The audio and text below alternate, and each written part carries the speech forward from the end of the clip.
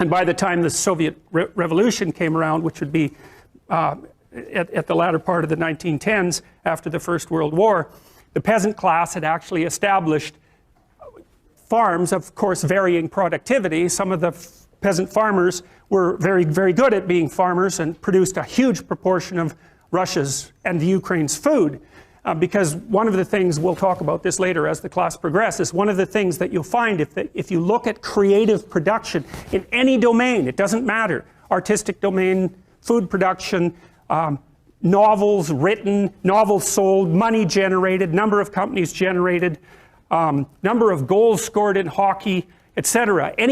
Or number of paintings painted, number of compositions written, anything like that, where the fundamental underlying measure is human productivity, what you find is that a very tiny percentage of people produce almost all the output.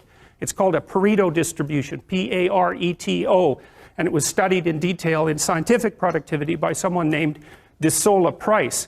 It's a square root law, so here's the law fundamentally. If you look at the number of people who are in a given domain, who are producing in a given domain, the square root of the people produce half the product. So that means if you have 10 employees, 3 of them do half the work, but if you have 10,000 employees, 100 of them do half the work.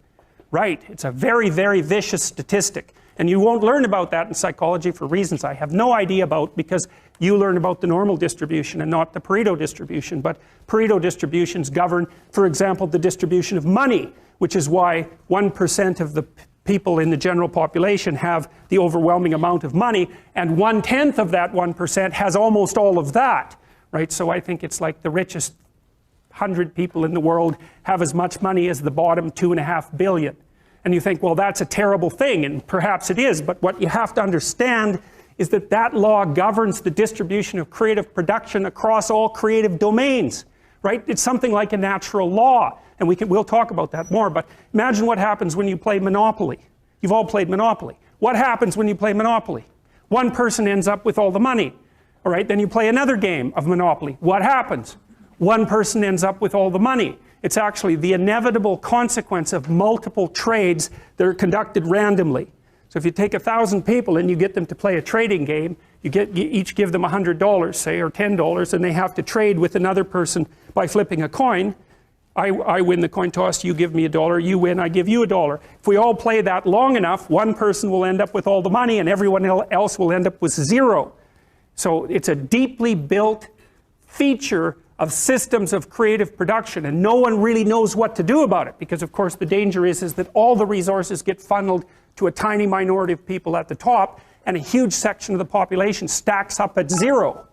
But to blame that on the oppressive nature of a given system is to radically underestimate the complexity of the problem. No one actually knows how to effectively shovel resources from the minority that controls almost everything to the majority that has almost nothing in any consistent way, because as you shovel money down, it tends to move right back up, and it's a big problem. Anyways, the reason I'm telling you about that is because after the peasants were granted their land and started to become farmers, a tiny minority of them became extremely successful, and those people produced almost all of the food for Russia and the Ukraine. So what happened in the 1920s when bloody Lenin came along and collectivized the farms was that they defined the kulaks, who were these tiny minority of successful farmers who maybe had a brick house and were able to hire a couple of people and had some land and some livestock and were very productive people.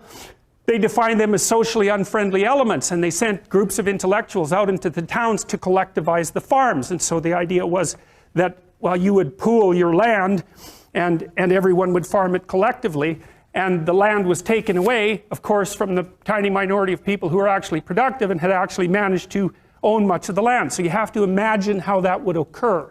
Okay, so it's in the 1920s, it's after World War I, Russia's in pretty bad shape, the villages are full of brutalized men who have post-traumatic stress disorder, and lots of people who are not doing well at all, and the bloody intellectuals come into the town and they say, you know those successful farmers up the street that you've always been pretty jealous about in your useless manner? Well, they're actually pigs and demons who are stealing from you, so why don't you come out, we'll form a nice little mob and we'll take everything they've got.